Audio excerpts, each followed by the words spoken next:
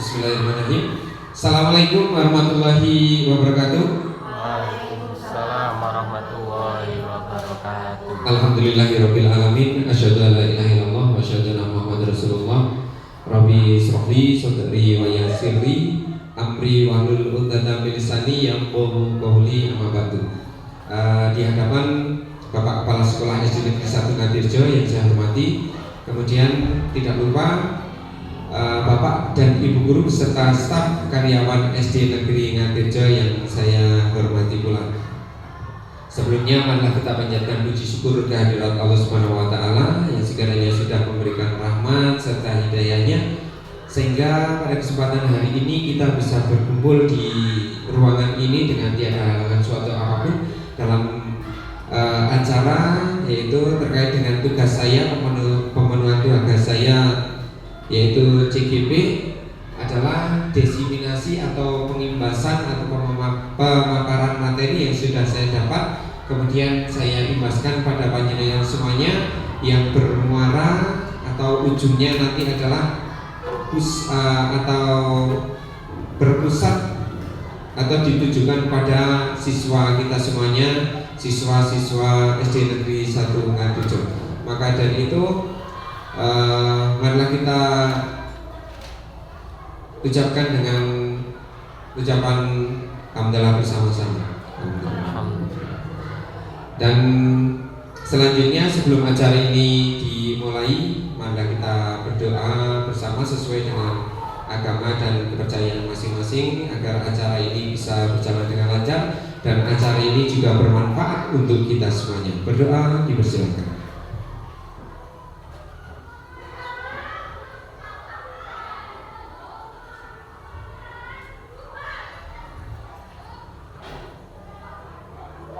Berdoa selesai. Oke, Bapak dan Ibu sekalian yang saya hormati, seperti yang saya sampaikan tadi bahwa kali ini saya akan melaksanakan atau melakukan diseminasi terkait dengan materi-materi dari CGP yang sudah pernah saya dapatkan di kegiatan CGP, yaitu diseminasi calon guru penggerak angkatan 8 Kabupaten Temanggung. Yang di sini saya Slamet Herdianto sebagai calon guru penggerak, kemudian ada pengajar praktik yaitu Bu Nur Diyati, kemudian Bapak Widyo Pranoto sebagai fasilitator. Untuk selanjutnya, ini adalah bagian dari tugas saya yaitu aksi nyata untuk modul 1.4, yaitu menyebarkan atau memaparkan pemahaman dan penerapan pembiasaan budaya positif. Perlu disadari bahwa di sekolah ini kita adalah sebagai penggerak, kita sebagai guru adalah sebagai penggerak, sebagai contoh, sebagai teladan untuk siswa-siswa kita untuk melaksanakan budaya positif. Apalagi seperti yang sudah disampaikan bahwa beberapa tahun terakhir ini setelah kita dilanda pandemi sekitar 2 tahun, kebiasaan-kebiasaan positif yang sudah dijalankan di sekolah ini mengalami penurunan. Maka dari itu tugas kita sebagai guru adalah menerapkan kembali pembiasaan budaya positif melalui 5S, ya. Salah satunya adalah 5S. Sapa atau mulai dari senyum, sapa, salam, kemudian sopan santun. Itu sebenarnya sudah terbiasa kita laksanakan ya di sekolah kita sebelum pandemi ataupun sebelum ada saya mendapatkan materi dari CGP. Sebenarnya di SD Negeri 1 Ngatirjo ini, sebelum saya masuk di SD Negeri Ngatirjo ini pun sebenarnya sudah terbiasa atau membiasakan budaya 5S ini. Senyum, salam, sapa, sopan santun. Seperti ketika siswa datang ke sekolah kita sudah menyambut, kemudian seperti Pak Imam setiap pagi sudah menyambut siswa, itu adalah salah satu budaya 5S yang sudah kita laksanakan di sekolah. Kemudian menyapa siswa terlebih dahulu, kemudian mengajari siswa untuk berbudi pekerti yang baik di sekolah itu adalah bentuk dari pembiasaan atau penerapan budaya positif mulai dari mana? Dari kita sendiri ya.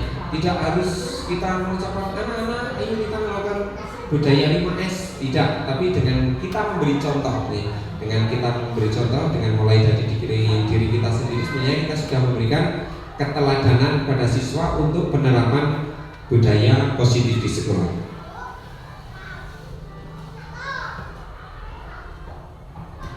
Yang selanjutnya, marilah kita belajar bersama-sama, berkolaborasi, saling menerapkan atau menebarkan energi positif demi mewujudkan kebiasaan budaya positif di SD Negeri Ngatirjo, sekolah anak-anak yang kita cintai ini.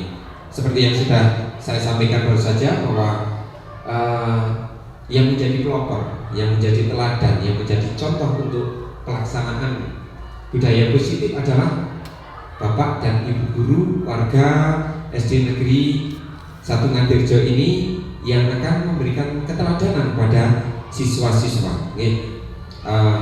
Yang mewujudkan kebiasaan budaya positif itu dimulai dari Bapak dan Ibu guru. Kalau Bapak dan Ibu guru sudah melaksanakan budaya positif, menerapkan 5S tadi, otomatis anak atau siswa juga akan meniru kebiasaan dari Bapak dan Ibu guru. Dan seperti kegiatan 5S ini sudah saya sampaikan tadi bahwa sudah terlaksana dengan baik. Dan marilah kita lebih belajar bersama lagi, berkolaborasi lagi untuk menyamakan visi untuk melaksanakan kegiatan 5S ini agar lebih konsisten seperti itu. Untuk yang selanjutnya,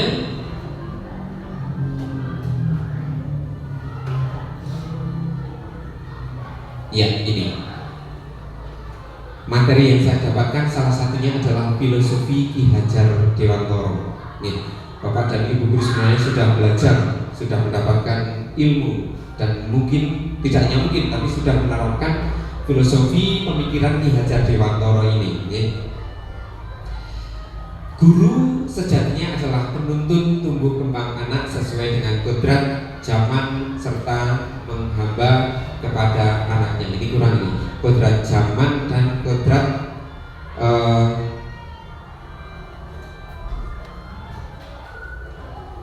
kodrat zaman dan kodrat alamnya ya.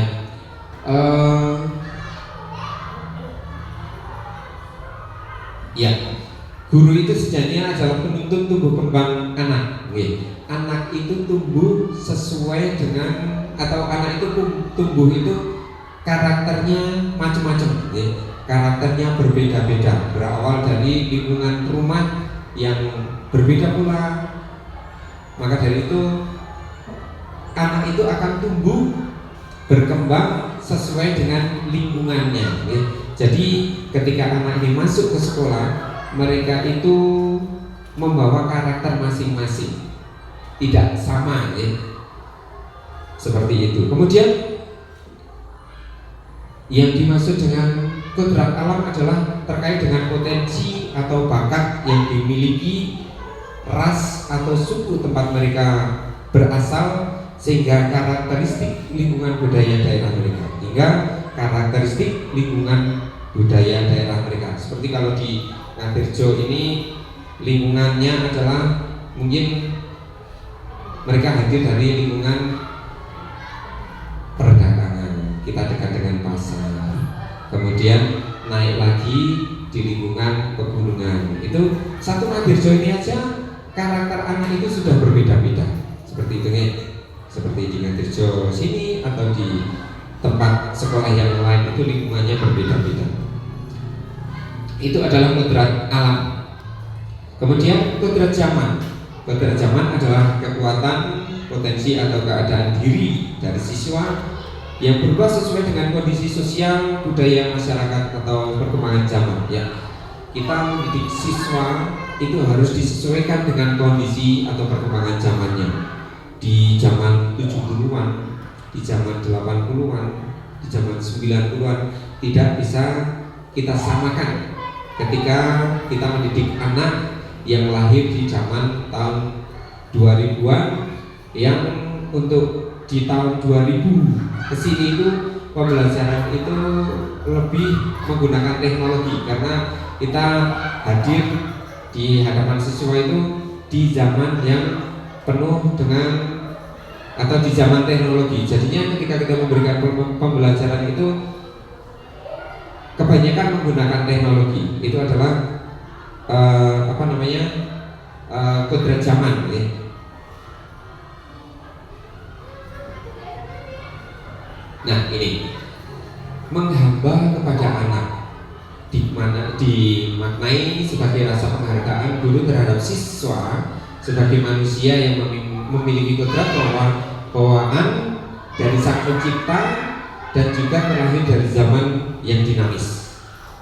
Di setiap tugas tujuan dari pendidikan yang dilaksanakan oleh guru adalah berfokus dan bermuara pada anak. Ini ada beberapa dari kita yang sebenarnya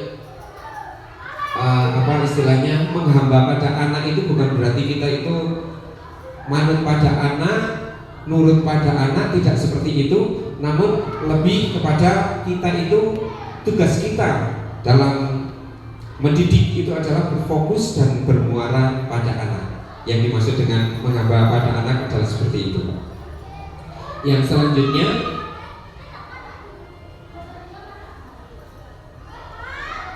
konsep utama modul positif ya. Ini ada beberapa poin konsep utama modul positif. Yang pertama adalah perubahan paradigma belajar. Kemudian yang kedua adalah budaya disiplin positif.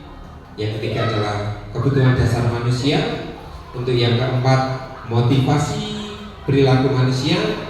Yang kelima kontrol atau posisi kontrol restitusi ya.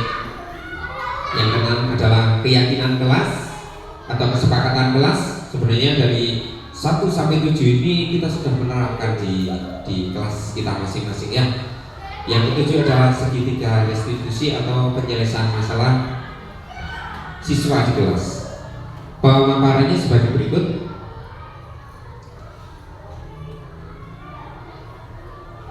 Pembelajaran dengan paradigma baru ya. Pembelajaran dengan paradigma baru dirancang berdasarkan prinsip pembelajaran yang terdiferensiasi sehingga setiap siswa belajar sesuai dengan kebutuhan dari tahap perkembangannya untuk mewujudkan profil pelajar Pancasila. Yang saya ketahui adalah pembelajaran diferensiasi itu adalah kita melakukan penelitian terlebih dahulu tentang karakter siswa yang ada di kelas, bahwa di kelas itu perlu kita sadari setiap anak berbeda-beda, memiliki karakter yang bermacam-macam, sehingga kita harus melakukan pembelajaran berdiferensiasi adalah menerapkan pembelajaran secara berbeda-beda metode pembelajarannya sesuai dengan karakter anak yang ada di kelas karena jika kita menerapkan pembelajaran sama, itu mungkin salah satu dari siswa itu tidak akan bisa mengikuti pembelajaran secara maksimal seperti itu. Nah ini pembelajaran diferensi atau pembelajaran berdiferensiasi itu diharapkan sesuai dengan profil pelajar Pancasila yang terdiri dari beberapa ini. Panjenengan sudah tahu juga bahwa profil pelajar Pancasila itu yang pertama adalah beriman, bertakwa pada Tuhan Yang Maha Esa dan berakhlak mulia.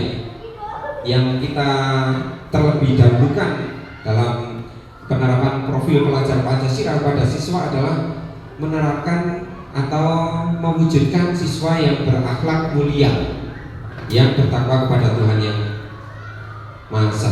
Yang selanjutnya adalah mandiri. Diharapkan dengan kita menerapkan pembelajaran sesuai dengan profil pelajar Pancasila adalah meningkatkan atau mewujudkan kemandirian siswa ya. Salah satu contoh yang pernah saya lakukan, mungkin panjenengan juga pernah melakukan, untuk menumbuhkan kemandirian siswa di setiap kelasnya, karena saya adalah guru PJLK. Anak ini agar lebih mandiri adalah dengan cara pembelajaran kelompok pembelajaran kelompok. Kemudian setelah pembelajaran kelompok, anak diberi kesempatan untuk mempresentasikan pemahaman tentang materi, ya. Pemahaman tentang materi itu dengan siswa diberi kesempatan untuk berdiri di depan menyampaikan satu materi pembelajaran, itu akan membiasakan anak untuk mandiri memahami pembelajaran seperti itu. Kemudian bernalar kritis. Kita sebagai guru harus bisa memotivasi, memberikan ruang agar anak ini bisa bernalar kritis, agar pemikiran mereka lebih berkembang. Kita memberi kesempatan, biasanya dengan cara menawarkan, ya. Contohnya ketika saya sebagai guru penjas itu diberi pilihan anak agar memiliki inovasi. Mereka bisa memilih. Contohnya seperti ini, anak-anak hari ini pembelajarannya adalah bola besar. Kalian bola besar itu kan macam-macam, ya. Ada basket, ada sepak bola, ada bola voli. Nah, kalian ingin pembelajaran yang mana? Nah, itu anak tentunya akan memilih, oh Pak, saya mau belajar ini aja, bermain bola voli. Ada anak yang lain memilih untuk bola basket. Nah, itu kita beri kebebasan agar anak ini lebih berkreasi, lebih berinovasi karena diberi kesempatan untuk kita. Kemudian mereka bisa mengembangkan dari pilihan mereka agar mereka lebih bisa bernalar kritis. Kemudian seperti itu. Ada berkebinekaan global, kemudian bergotong royong, dan juga kreatif. Ini sebenarnya saling berkaitan, ya. Dari 5 komponen ini, dari profil pelajar Pancasila ini sebenarnya saya yakin Bapak dan Ibu guru sudah melaksanakan seperti ini, sudah melaksanakan pembelajaran yang sesuai dengan profil pelajar Pancasila, ya. Sudah dilaksanakan jauh sebelumnya. Untuk selanjutnya, disiplin positif. Nah, ini dalam budaya kita, makna kata disiplin adalah segala sesuatu yang dilakukan untuk mendapatkan kepatuhan. Kita cenderung menghubungkan kata disiplin ini dengan ketidaknyamanan. Nah, ini sebenarnya kemarin waktu awal pembelajaran kita sudah membiasakan dengan diawali membuat kesepakatan kelas ini agar setiap siswa ini memiliki kenyamanan karena mereka sudah membuat peraturan atau kesepakatan kelas. Beda kalau anak-anak ini tidak diberi kesempatan untuk mengungkapkan ide atau pemikiran untuk kesepakatan kelas atau peraturan kelas. Hanya Pak Guru atau Bu Gurunya saja yang memberikan. Itu terkadang memberikan ketidaknyamanan pada siswa. Contoh, ketika berangkat sekolah harus tepat waktu, yang piket harus membersihkan, itu diharapkan ketika membuat kesepakatan kelas itu yang menyampaikan atau ide-ide itu muncul dari siswa sendiri agar tidak ada paksaan, kemudian mereka melakukan dengan nyaman karena yang membuat kesepakatan adalah mereka sendiri. Yang selanjutnya, sebagai pendidik, tujuan kita adalah menciptakan murid yang memiliki disiplin diri sehingga mereka bisa berperilaku dengan mengacu pada nilai-nilai kebijakan atau nilai kebajikan universal dan memiliki motivasi intrinsik bukan ekstrinsik. Nah, ini yang dimaksud dengan menumbuhkan nilai-nilai kebajikan. Motivasi intrinsik itu adalah nilai-nilai kebajikan yang muncul dari diri mereka sendiri, bukan karena saya melakukan disiplin ini karena diperintah oleh Pak Guru. Saya melakukan tugas ini karena saya diperintah oleh Bu Guru, karena saya mengikuti peraturan, bukan seperti itu. Namun karena faktor intrinsik, yaitu ini saya sudah membuat peraturan atau kesepakatan kelas ini dengan nilai-nilai kebajikan yang kita munculkan sendiri. Saya datang tepat waktu itu agar saya tertanam nilai disiplin. Saya melaksanakan tugas piket itu bukan karena disuruh oleh Pak Guru, bukan takut karena Bu Guru namun karena memang saya sudah membuat peraturan ini agar sekolah ini lebih bersih seperti itu, menumbuhkan nilai-nilai kebajikan dari hati mereka sendiri seperti itu. Kemudian disiplin positif merupakan salah satu cara penerapan disiplin yang bertujuan untuk menumbuhkan kesadaran serta memberdayakan anak untuk melakukan sesuatu tanpa sogokan, tanpa ancaman atau tanpa hukuman. Kita terkadang tidak sadar nih, kita sudah terbiasa untuk melakukan hukuman atau memberi sanksi pada siswa yang terkadang itu tidak ada hubungannya dengan apa yang dilakukan oleh siswa itu sendiri. Contohnya seperti ini, ada siswa yang terlambat. Kenapa kamu terlambat? Ya Pak, saya terlambat karena tadi malam saya begadang. Oke, kamu lari muter lapangan atau muter halaman. Itu adalah pemberian hukuman yang tidak ada hubungannya dengan tindakan pelanggaran yang dia lakukan. Maka dari itu sebenarnya anak itu diberikan sanksi atau diberikan konsekuensi yang ada hubungannya dengan tindakan pelanggaran yang dia lakukan. Contohnya seperti ini, ada dua anak ini, ada dua anak berkelahi mungkin. Kemudian salah satunya narik baju teman yang lain ini sampai beningnya copot. Nah, kalau tindakan hukuman mungkin kamu harus berdiri di depan halaman dengan menghormat bendera, nah seperti itu. Ini tidak ada hubungannya, yang tidak menumbuhkan nilai-nilai kebajikan. Tapi kalau kita memberikan konsekuensi yang berhubungan dengan nilai kebajikan, itu kamu sudah melakukan tindakan yang tidak menghormati teman kamu. Benar atau tidak? Ya Pak. Kemudian tanggung jawab apa yang harus kamu lakukan agar untuk menebus dari apa yang kamu lakukan ini, yang kamu langgar, gitu kan? Ya saya harus membenahi kancing baju yang sudah saya lepas ini Pak. Oke, berarti kamu bersedia untuk menempelkan kancing baju yang sudah terlepas ini kan? Ya Pak, tapi saya tidak bisa menempelkan kancing baju ini Pak. Oke, kalau kamu sudah bersedia, nanti ada guru yang mau mengajarkan kamu untuk menempelkan kancing baju ini. Nah seperti itu. Itu adalah menumbuhkan nilai-nilai kebajikan. Salah satunya adalah menumbuhkan nilai tanggung jawab dari apa yang sudah mereka langgar, seperti itu.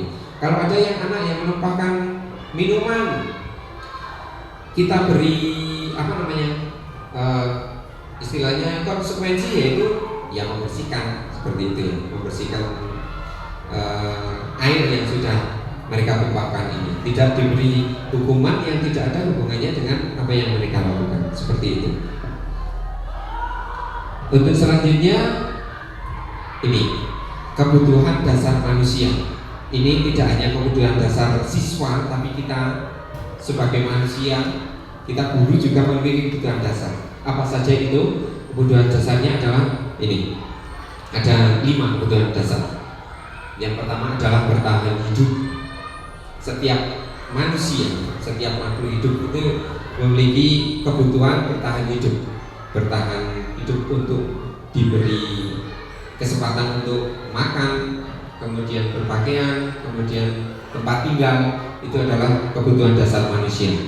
Untuk kebutuhan dasar yang selanjutnya adalah kasih sayang dan rasa diterima. Nah ini, ketika anak masuk ke kelas, ketika anak kelas 1 datang ke sekolah ini, kemudian kakak kelasnya kita kita biasakan untuk menyambut setiap siswa baru. Saya pernah melihat di satu SD ada kakak kelas 2, kelas 3, kelas 4 berhadapan dengan kelas 1 baru, kemudian dengan bersama-sama menyambut anak kelas 1 ini. Selamat datang adik-adik, selamat bergabung bersama dengan kita di SD Negeri 1 Ngambirjo. Salah satunya seperti itu.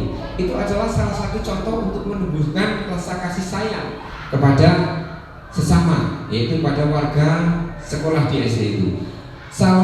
Kelas 1 yang baru saja datang mungkin ada yang merasa minder, ya tentunya ada euforia, ada rasa senang juga, tapi kepercayaan diri ini akan menjadi lebih tumbuh, rasa aman ini akan menjadi tumbuh ketika mendapatkan sambutan, ada ungkapan kasih sayang dari warga kelas atau warga sekolah, kemudian merasa diterima di komunitas itu dengan memberikan ucapan maupun tingkah laku yang kita hadirkan pada warga yang baru, seperti itu. Kemudian ada penguasaan, ada kebebasan, ada kesenangan. Nah ini saling berkaitan sebenarnya. Ini adalah kebutuhan dasar manusia. Penguasaan dan kebebasan ini hampir ada kesamaannya, bahwa setiap insan, setiap manusia ataupun setiap siswa ini memiliki kebebasan untuk melakukan sesuatu sesuai dengan kesenangan si anak itu. Demikian kita juga, kita itu memiliki kebebasan untuk berekspresi, ya, kebebasan untuk berekspresi. Apabila kebebasan itu dibatasi, itu kita merasa kebutuhan dasar manusia itu kurang terpenuhi, seperti itu. Yang kelima adalah kebebasan atau yang kelima adalah kebutuhan dasar manusia, kesenangan. Setiap manusia memiliki hak untuk merasakan senang.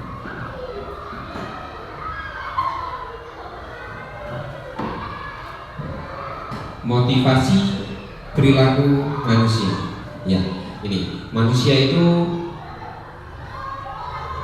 motivasi merupakan dorongan yang timbul pada diri seorang secara sadar atau tidak sadar untuk melakukan suatu tindakan dengan tujuan tertentu, baik motivasi itu baik maupun motivasi itu kurang baik. Itu adalah perilaku manusia yang dipengaruhi oleh sesuatu yang baik dari diri sendiri maupun dari luar. Itu adalah motivasi.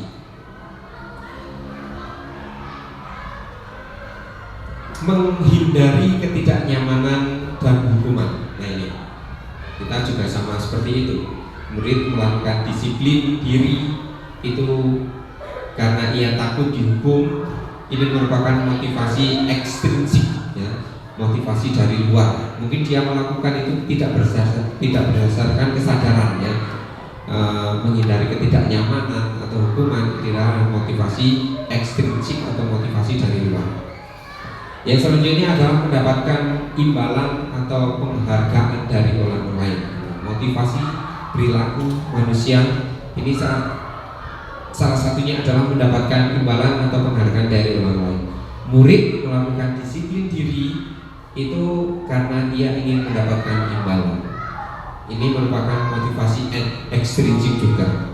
Terkadang dia tidak sadar, terkadang dia tidak akan melakukan jika tidak ada imbalan. Nah, itu adalah salah satu contoh motivasi ekstrinsik. Yang selanjutnya adalah menghargai nilai-nilai kebajikan diri sendiri, yaitu murid melakukan disiplin diri karena sadar akan nilai-nilai kebajikan diri.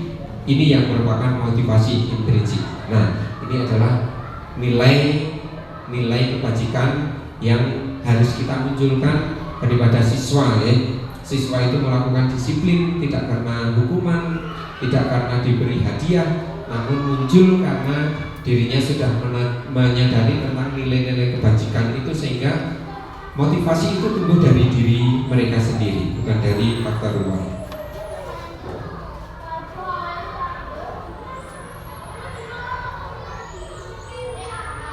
Yang selanjutnya konsep disiplin dengan identitas gagal, ya. Identitas gagal ini dengan hukuman. Hukuman itu identik dengan menyakitkan. Hukuman itu tidak nyaman. Murid merasa takut karena hukuman tersebut, memaksa. Nah, ini hukuman ini bersifat memaksa, ya, sehingga menghadirkan rasa tidak nyaman. Murid menyembunyikan kesalahan. Nah, ini biasanya ada anak yang tidak sengaja memecahkan atau mematahkan penggaris di kelas itu, tapi karena dia takut dengan hukuman, kemudian dia menyembunyikan kesalahan. Jika ditanya, dia tidak akan mengakui seperti itu. takut dihukum, tidak jujur. Nah, karena hukuman ini ternyata menumbuhkan sesuatu yang tidak baik untuk siswa atau untuk murid. Murid menjadi rendah diri ketika dihukum.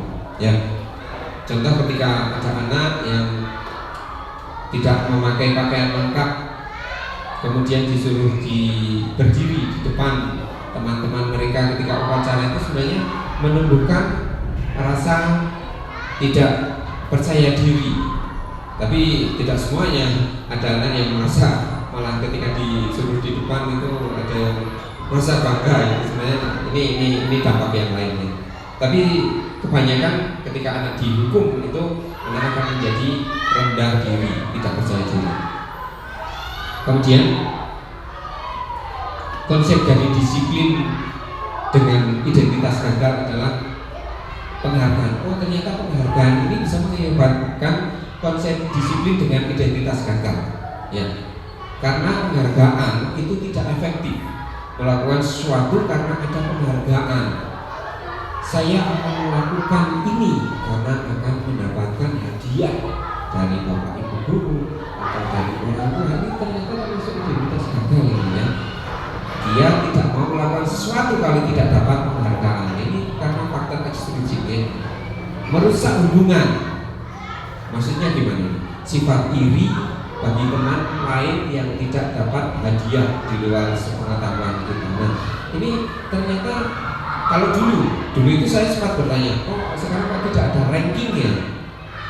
Anak kok tidak dikasih ranking? Wah, jadinya kurang seru atau gimana gitu, ya? Kurang dihargai. Ternyata dengan pemberian ranking ini saja bisa merusak hubungan anak yang satu dengan yang lain, bahkan sampai mereka sampai orang tua ini bisa, ya?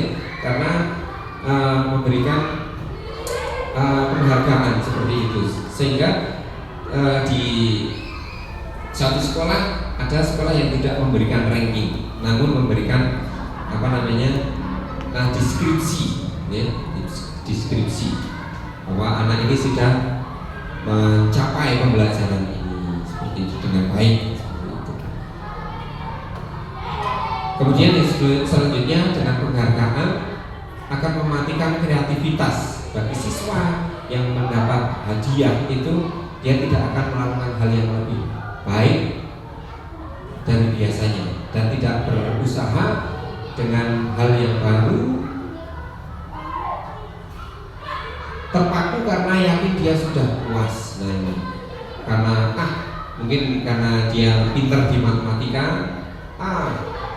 saya paling juga penyampaiannya lebih daripada teman-teman yang lain, saya pasti akan mendapatkan ranking 1. Akhirnya dia kurang termotivasi, kreativitasnya akan berkurang.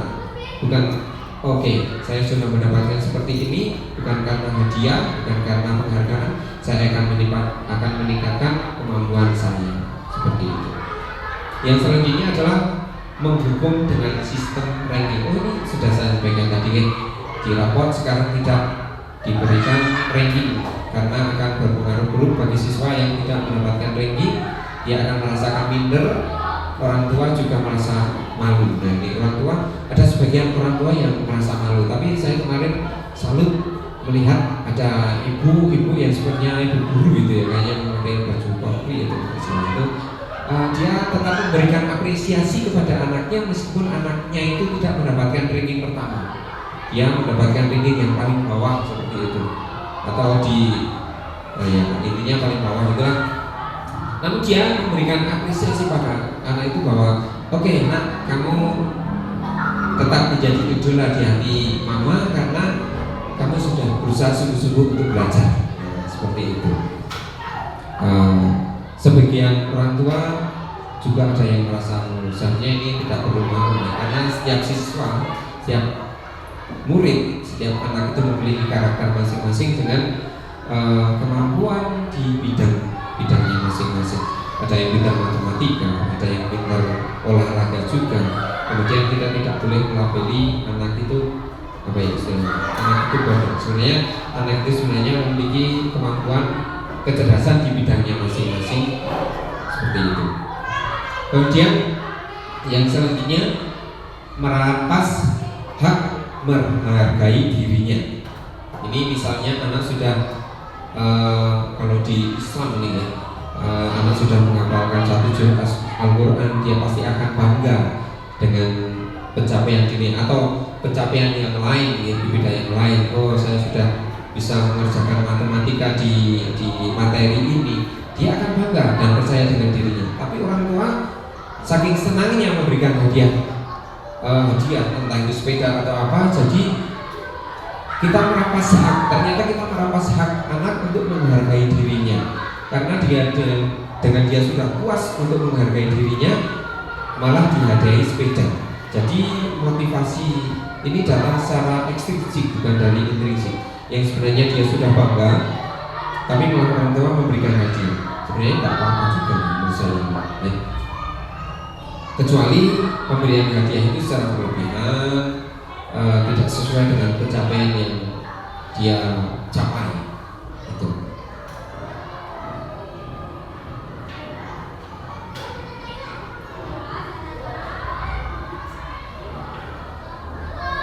Yang selanjutnya, konsep disiplin dengan identitas sukses. Nah, ini kita memberikan konsekuensi, bukan hukuman namun konsekuensi.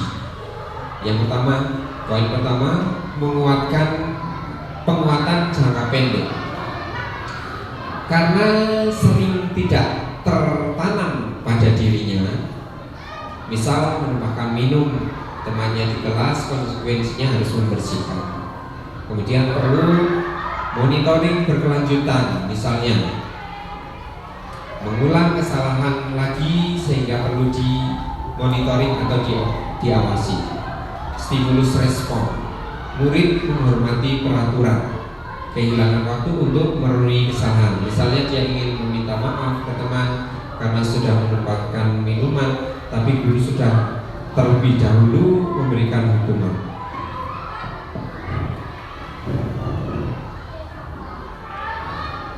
Nah, ini konsep disiplin dengan identitas sukses, atau kalau materi yang saya dapatkan adalah segitiga restitusi. Restitusi, dengan restitusi ini murid tingkatannya dari hukuman kemudian konsekuensi. Ini restitusi ini akan lebih menunjukkan atau berpengaruh berasal dari diri siswa itu sendiri, memberikan kesadaran. Murid bertanggung jawab untuk perilakunya. Dia melakukan kesalahan apa, kemudian dari motivasi intrinsik dia sadar. Guru kalau anak belum paham akan kesalahan yang dia lakukan, guru bisa membimbing. Nah, kamu tahu apa enggak? Kamu sadar apa enggak sudah melanggar dari kesepakatan kelas ini? Tidak tahu, Pak. Oke, tak kasih tahu. Kamu sudah melanggar tentang kesepakatan tanggung jawab. Kamu sudah melanggar tentang kedisiplinan. Bukankah ini sudah kita buat di awal pembelajarannya? Oh iya, Pak. Kita menyadarkan seperti itu. Fokus pada pemecahan masalah. Nah, ini untuk restitusi ini fokus pada pemecahan masalah, bukan hanya memberikan hukuman, tidak memberikan solusi, namun melalui restitusi ini memberikan pemecahan masalah jangka panjang. Oke, kalau kamu besok terlambat, kalau kamu kemarin terlambat atau hari ini kamu terlambat, untuk kedepannya agar kamu tidak terlambat lagi, sebenarnya apa yang kamu lakukan? Nah, itu adalah sebenarnya membimbing anak untuk memecahkan masalah. Ya Pak, saya besok lagi akan bangun lebih awal, saya tidak akan bermain HP secara berlebihan, kemudian saya juga tidak akan begadang, sehingga saya ketika bangun akan lebih pagi dan saya tidak akan terlambat lagi. Itu adalah fokus pada pemecahan masalah pada jangka panjang, memberikan pertanyaan, keyakinan dirinya untuk memecahkan masalah sendiri, seperti itu. Menghormati dirinya dan orang lain. Dia ingin menghormati dirinya dengan meminta maaf, kemudian dia membantu mengepel lantainya. Dengan kita memberikan motivasi kepada anak, tidak menyuruh kamu harus minta maaf, tidak. Ya. Sebaiknya anak yang baik itu adalah menyadari kesalahannya dan minta maaf atas kesalahannya. Kemudian yang harus kamu lakukan apa? Ya Pak, saya akan masalah, saya akan minta maaf pada teman yang sudah saya salahi, seperti itu. menumbuhkan kesadaran diri. Kemudian teori kontrol, dirinya sendiri yang memegang kontrol. Nah itu diberi kesempatan untuk berpikir, diberi kesempatan untuk melakukan sesuatu, diberi pemahaman tentang nilai-nilai kebajikan, itu tidak dieksekusi oleh bapak dan ibu guru sendiri. Dia diberikan kesempatan untuk menyadari apa yang sudah dia lakukan. Murid bersemangat memperbaiki kesalahan, nah seperti itu. Kita harus ada kesepakatan. Apakah kamu akan memperbaiki kesalahan kamu? Ya Pak, saya akan bersedia memperbaiki kesalahan saya tidak akan mengulangi. Seperti itu, seperti menanamkan kesepakatan itu di pikiran bawah sadar anak. Ya. Kalau tidak ditanya, biasanya anak akan tidak memiliki pilihan, ya, tidak akan memiliki pilihan. Tapi jika dia ditawarkan, diberi motivasi, apakah kamu akan memperbaiki kesalahan kamu? Dia akan merekam secara otomatis bahwa saya tidak akan mengulangi kesalahan saya, seperti itu. Yang selanjutnya, konsep disiplin pendekatan restitusi. Pengertian dari pendekatan restitusi adalah proses menciptakan kondisi bagi murid untuk memperbaiki kesalahan mereka, sehingga mereka bisa kembali kepada kelompok mereka dengan karakter yang lebih kuat. Maksudnya seperti apa? Contohnya seperti ini. Kemarin ada anak yang mungkin di rumah sudah biasa merokok, orang tuanya mungkin sudah membolehkan seperti itu. Bukan berarti kalau anak itu langsung karena kamu membawa rokok di sekolah kamu harus dihukum. Hukumannya dengan membayar uang, nah contohnya seperti itu. Atau hukumannya kamu harus membersihkan satu kelas ini, tidak seperti itu. Mereka diberi kesadaran, Oke, ketika di rumah kamu dibolehkan, tapi ketika di sekolah itu ada kesepakatan bahwa di kelas siswa itu tidak boleh merokok, tidak boleh membawa rokok, tidak boleh melakukan aktivitas merokok selama pembelajaran sekolah berlangsung. Itu apabila kamu melakukan seperti itu, kamu sudah melanggar kesepakatan yang sudah kita buat di awal pembelajaran, seperti itu, ya, dengan penguatan. Kemudian ketika sudah diselesaikan bahwa saya tidak akan membawa rokok lagi ketika di sekolah, itu anak seperti mendapatkan pengakuan lagi. Jangan dilabeli terus si anak ini perokok. Nah seperti itu si anak tidak akan berubah karakternya menjadi lebih baik atau menjadi lebih kuat ketika dia masuk ke kelas lagi, merasa dilabeli bahwa saya ini anak yang terbiasa melanggar peraturan. Sudah, setelah anak ini menyelesaikan masalah, berarti anak ini bisa masuk ke kelas dengan kondisi netral lagi, ya, dengan tidak mendapatkan label seperti itu. Akhirnya kalau dia tidak mendapatkan label, atau ketika dia masuk ke kelas berkumpul dengan kelompok mereka atau kelas mereka, dia akan mendapatkan karakter yang lebih baik. Oke, saya akan menjadi pribadi yang lebih baik, tidak akan melakukan kesalahan lagi, seperti itu. Tidak mendapatkan label yang negatif. Yang selanjutnya, ciri-ciri restitusi. 1. Bukan menebus kesalahan, namun belajar dari kesalahan. Belajar untuk memperbaiki diri. Nah, seperti tadi ditawarkan, bersediakah kamu akan memperbaiki diri? Seperti itu. Bukan hanya menebus. Kalau menebus tanpa disadarkan, mungkin dia akan melakukan lagi di lain waktu. Kemudian memperbaiki hubungan. Ketika ada anak yang mungkin berkelahi, tidak hanya dilerai kemudian ayo minta maaf, tidak, tapi disadarkan bahwa bertengkar itu tidak baik, kamu sadar atau tidak. Nah ini anak ditanya sampai tingkat kesadaran mereka tentang nilai-nilai kebajikan tadi, yaitu menghormati teman, itu salah satu nilai-nilai kebajikan. Yang selanjutnya adalah tawaran, bukan paksaan. Nah, ditawarkan. ditanya, ditawarkan apa yang akan kamu lakukan untuk memperbaiki kesalahanmu. Ini harus kita biasakan. Bisa dilakukan di sekolah, bisa dilakukan di rumah.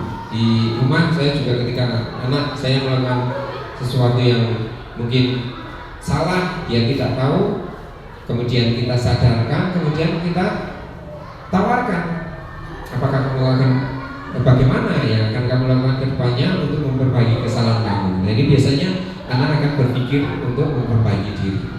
Untuk yang selanjutnya adalah untuk melihat ke dalam diri. Oke, saya tadi kok malah ada kata-kata tidak melihat, padahal tidak ada tulisan tidak melihat. Oke, kita kayak mengintrospeksi. Oke, terima kasih. Menuntut untuk melihat ke dalam diri berarti kita mengintrospeksi, merefleksi diri. Oke, terima kasih. Untuk selanjutnya mencari kebutuhan dasar yang mendasari tindakan.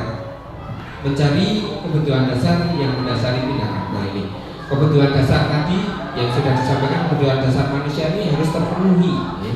Harus terpenuhi. Karena apabila kebutuhan dasar ini satu saja tidak terpenuhi, itu biasanya si kita sebagai manusia itu akan melakukan tindakan-tindakan yang biasanya melanggar, gitu ya.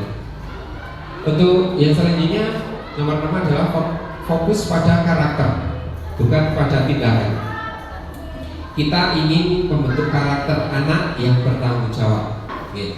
Bukan tindakan yang harus dilakukan untuk menebus kesalahan. Nah, itu biasanya kalau anak yang sudah melakukan kesalahan tidak dilihat untuk tanggung jawab, untuk membentukkan karakternya, alah nenek piket bayar ngewek itu duit.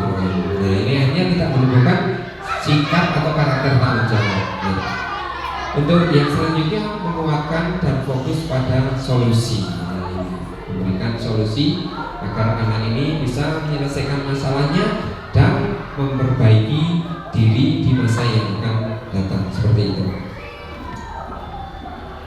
Yang selanjutnya kok kesel ya? Kurang tahu ngomong apa yang kesel. Kemana saja? Yang selanjutnya adalah perbedaan contoh kasus siswa yang sering tidak mengerjakan PR. Siswa sering tidak mengerjakan PR. Kalau diberi hukuman, guru menghukum siswa tersebut mengepel WC. Ini ketika besok dia mengerjakan PR itu tidak semata-mata oh ya ini adalah tanggung jawab saya untuk mengerjakan PR, tapi anaknya saya akan mengerjakan PR dengan cara menurunkan ini rapopo. Yang penting aku tidak disuruh ngepel WC lagi. Nah, itu akhirnya nilai-nilai tanggung jawabnya tidak muncul di diri anak tersebut. Guru marah dan murid menjadi takut. Saya akan mengerjakan tugas PR men ora diseneni Pak Herdi. Nah, ini tidak menunjukkan sikap tanggung jawab, tapi hanya karena takut pada Pak Herdi. Ya. Mungkin kalau Pak Herdinya tidak datang, ya dia melakukan tindakan yang sama dengan tidak mengerjakan PR. Itu adalah hukuman. Untuk tingkat yang selanjutnya adalah konsekuensi. Guru memberikan konsekuensi untuk mengerjakan PR-nya saat istirahat. Guru tegas dan siswa menghormati peraturan. Nah, ini masih siswa itu hanya menghormati peraturan itu aja, ya. Kurang menumbuhkan kesadaran. Ya. Kemudian untuk restitusi ini sebenarnya lebih memberikan solusi, ya, untuk pemecahan masalah pada anak. Guru menanyakan keyakinan kelas dan membantu siswa menyelesaikan masalahnya. Nah, seperti ini. Guru terbuka dan siswa menghormati dirinya dan orang lain. Diharapkan dengan penyelesaian masalah dengan segitiga restitusi ini akan menunjukkan nilai-nilai kebajikan di diri siswa tersebut, menghormati diri sendiri dan menghormati orang lain, menghargai diri sendiri dan menghargai orang lain. 5 posisi kontrol guru. Nah, ada 5 ini. Yang pertama, guru itu sebagai penghukum. Seperti yang saya sampaikan tadi. Awal-awal saya sebagai guru, saya juga pernah melakukan seperti itu. ketika anak tidak memakai pakaian olahraga, terkadang kita tidak bertanya dulu, kamu tidak memakai pakaian olahraga, kamu sudah melanggar, berarti kamu dihukum, kamu tidak ikut olahraga. Ini hanya posisi kontrol guru hanya sebagai penghukum dan tidak memberikan efek yang lebih baik untuk siswa tersebut. Yang kedua adalah membuat rasa bersalah. Kamu terlambat. Nah, seharusnya kan tidak seperti itu. Memberikan rasa bersalah. Ketika anak itu tumbuh rasa bersalahnya itu muncul kepercayaan tidak percaya diri karena merasa bersalah. Ya. Kemudian guru sebagai teman. Nah, ini sudah lumayan. Kita memposisikan guru itu sebagai teman bagi siswanya. Ya. Dengan terkadang, kenapa kamu kok terlambat? Ya Pak, saya terlambat karena ini. Oh ya wajar sih, setiap orang itu pernah mengalami terlambat. Setiap orang pernah salah. Pak guru juga pernah terlambat, orang lain juga pernah salah juga. Nah ini memposisikan diri sebagai teman. Ya. Kemudian pemantau, guru akan selalu mengawasi tindakan siswa. Kemudian sebagai manajer, nah ini adalah tingkatan yang paling atas. Guru adalah sebagai manajer.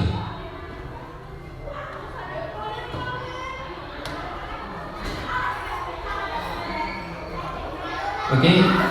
Nah ini contoh penerapan 5 posisi kontrol.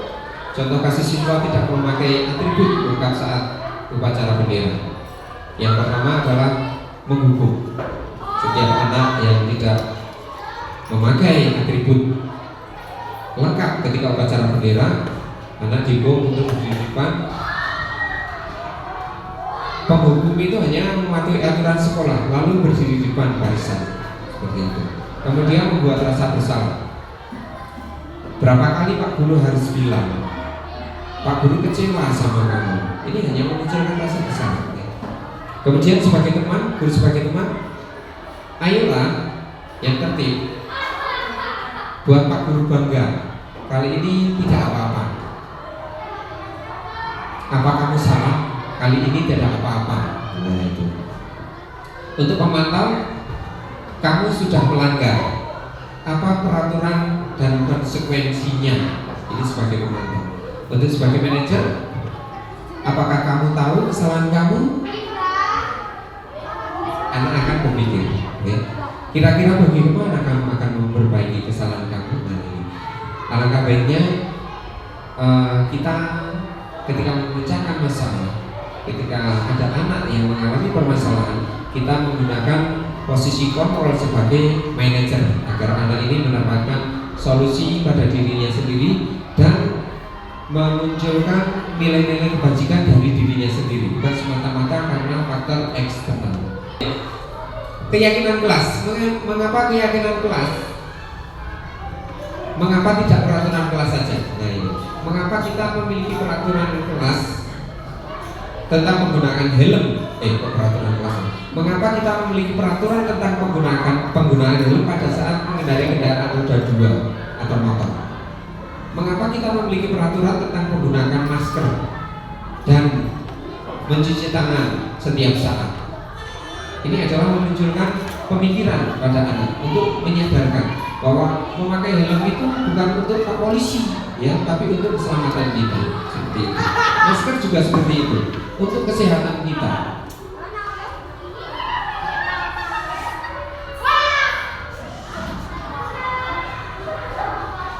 Ya. Kegiatan membuat keyakinan kelas. Yang pertama adalah berdiskusi tentang peraturan. Yang kedua merumuskan peraturan menjadi keyakinan. Kemudian yang ketiga menempelkan keyakinan kelas. Ya, menempelkan keyakinan di kelas ini. Setelah kita membuat kesepakatan dengan anak-anak berdiskusi tentang peraturan, kemudian merumuskan peraturan menjadi keyakinan, kemudian ditempel. Ya, agar setiap waktu anak membaca dari keyakinan kelas yang sudah mereka buat.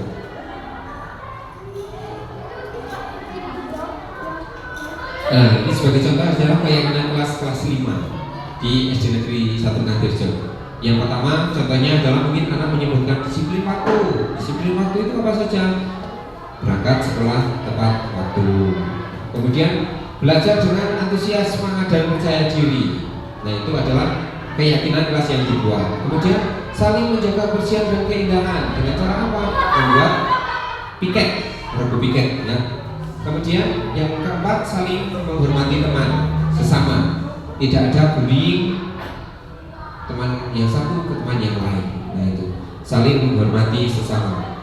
Yang selanjutnya saling membantu dan bekerja sama. Nah, seperti itu. Harus sering kita lakukan bersama-sama di kelas dengan cara Pak Guru dan Bu Guru memberikan contoh. Kemudian yang selanjutnya menghargai guru atau teman yang sedang berbicara. Ketika Pak Guru sedang berbicara di depan, siswa dibiasakan untuk mendengarkan. Apabila ingin bertanya, mengajukan tangan. Itu adalah salah satu keyakinan kelas. Kemudian yang ketujuh, menerapkan 5S seperti yang sudah saya sampaikan tadi. Senyum, salam, sapa, sopan santun. Ini dibiasakan di kelas maupun di lingkungan sekolah. Yang selanjutnya adalah gemar membaca dan menulis. Ini segitiga restitusi yang sudah saya sampaikan tadi. Ada validasi tindakan yang salah, kemudian menstabilkan identitas, menanyakan keyakinan. Yang pertama, validasi tindakan yang salah, seperti contohnya adalah menanyakan, kenapa kamu terlambat? Oh iya, orang lain juga pernah terlambat, orang lain juga melakukan kesalahan seperti itu. Kemudian menstabilkan identitas. Oke. Yang terakhir adalah menanyakan keyakinan. Hal apa yang akan kamu lakukan untuk ke depan untuk memperbaiki diri, memperbaiki kesalahan kamu. Nah, seperti itu. Tujuan dari dasar segitiga restitusi, sisi satu menurut Dian Gosek, ya, mengubah identitas anak yang bersalah dari orang gagal menjadi orang yang sukses. Selanjutnya, praktik penerapan segitiga restitusi pada kasus siswa tidak mengerjakan tugas. Nah ini sebenarnya tadi prakteknya sudah sedikit-sedikit kita atau saya sampaikan di depan. Penerapan segitiga restitusi pada kasus siswa yang tidak mengerjakan tugas itu ditanya dulu, kenapa kamu tidak mengerjakan tugas? Nah, seperti itu. Kalau sudah menjawab, karena saya seperti ini, saya tidak mengerjakan tugas karena begadang dan sebagainya. Oke, berarti kalau kamu tidak mengerjakan tugas itu kamu sudah melanggar kesepakatan kelas yang mana? Nah itu berarti melanggar kedisiplinan, melanggar tanggung jawab. Nah, anak sudah menyadari itu. Kemudian kedepannya apa yang akan kamu lakukan agar kamu bisa mengerjakan tugas seperti itu, memunculkan tanggung jawab dan juga kedisiplinan seperti itu. Alhamdulillah, dari awal hingga akhir itu materi yang saya sampaikan. Kurang dan lebihnya saya mohon maaf yang setulus-tulusnya. Semoga yang saya sampaikan ini bermanfaat untuk anak-anak kita ke depannya. Dan apabila ada kesalahan, saya juga mohon untuk koreksi dari teman-teman semuanya, Bapak dan Ibu guru, sebagai bentuk kolaborasi kita di dalam membimbing siswa, terutama anak-anak atau siswa SD Negeri 1 Ngantirjo. Dan kita hanya berdoa semoga dengan materi yang saya sampaikan ini bermanfaat untuk kita semuanya, untuk kemajuan, untuk meningkatkan karakter siswa-siswi SD Negeri 1 Ngantirjo untuk menjadi lebih baik ke depannya. Itu saja yang bisa saya sampaikan. Sekali lagi kurang dan lebihnya saya mohon maaf yang sebesar-besarnya. Saya akhiri. Wassalamualaikum warahmatullahi wabarakatuh. Terima kasih.